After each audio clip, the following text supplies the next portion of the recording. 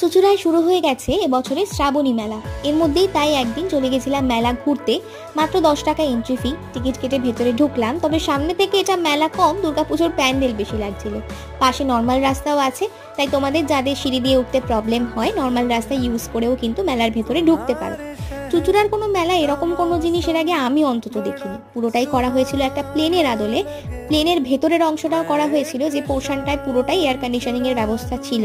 হ্যাঁ, কাঠের তৈরি বলে একটু টলমলো করছিল ঠিকই, তবে একবার ওপরে উঠে যাওয়ার পর মেলাটা কিন্তু ওপর থেকে দেখতে খুব সুন্দর লাগছিল।